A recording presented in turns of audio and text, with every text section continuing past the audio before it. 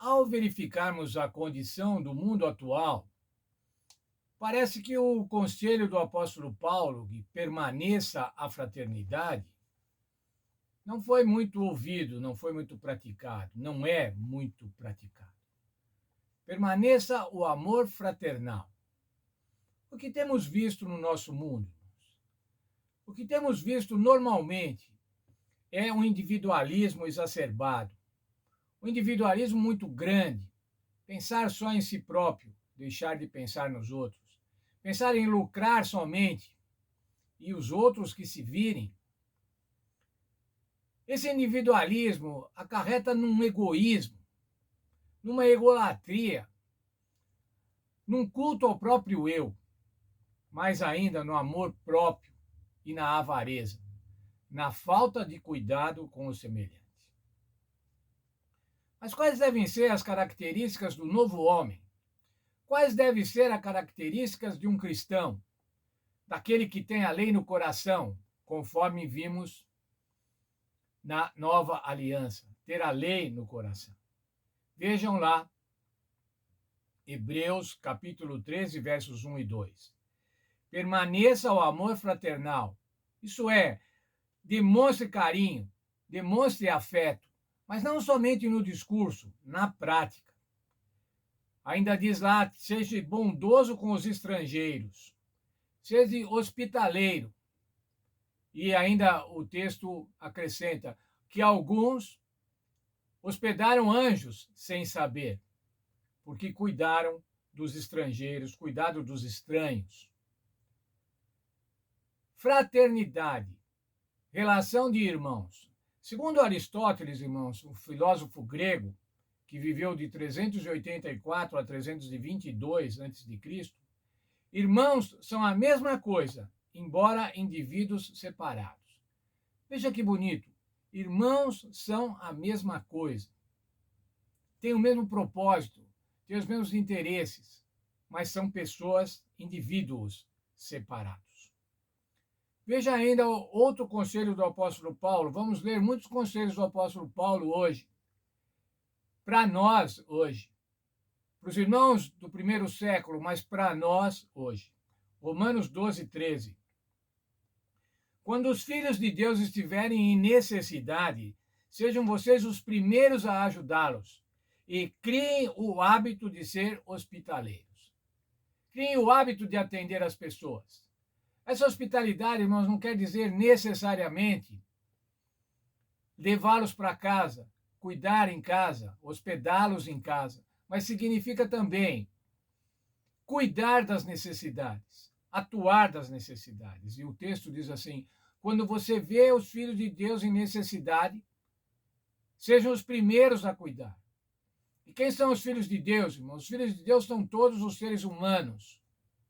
Não são somente os irmãos da igreja, são todos os seres humanos e nós temos o dever de ajudá-los.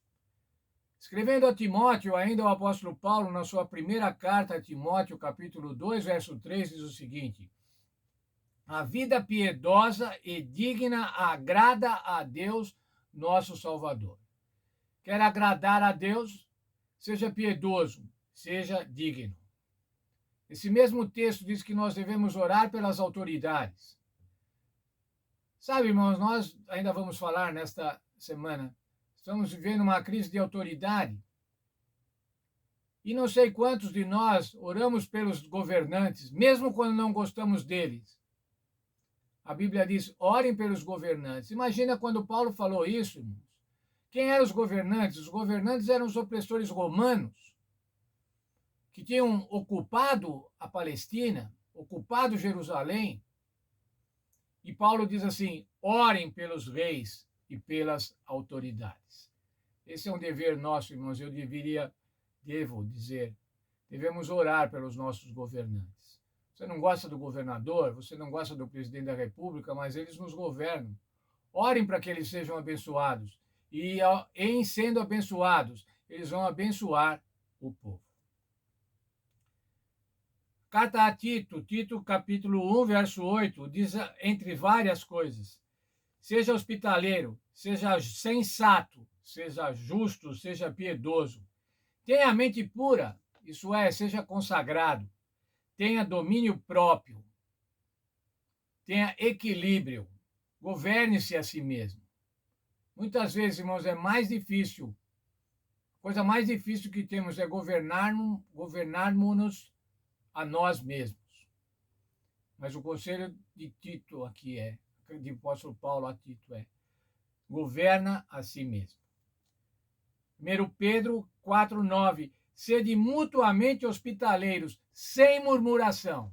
Isso quer dizer, ajude os seus irmãos, sem murmurar.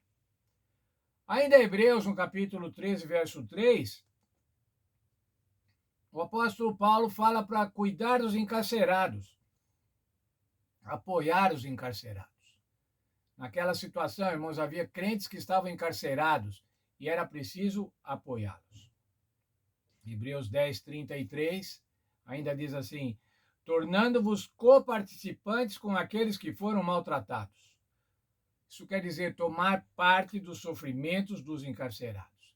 Isso significava, irmãos, tomar uma posição difícil na sociedade, como parceiros, como cúmplices daqueles que estavam encarcerados. Mas essa é a função do crente, participar dos sofrimentos dos irmãos, participar fraternalmente desses sofrimentos. E a nossa lição cita a atitude de Moisés, que preferiu ser maltratado com o povo de Deus a usufruir prazeres transitórios do pecado. Muito bem, irmãos, amor fraternal. Amor fraternal não existe no discurso. Não é um discurso de amor fraternal, mas é um comprometimento. É isso que o Senhor quer de cada um de nós, que nós nos comprometamos com os nossos irmãos. O Senhor quer o nosso comprometimento, a nossa atitude concreta, a nossa solidariedade. Que Deus nos abençoe, irmãos, que a gente possa entender isso e possa praticar, colocar na nossa vida o amor fraternal, o amor para com os filhos de Deus, sejam quaisquer forem. Devemos amá-los como o Senhor Jesus nos tem amado.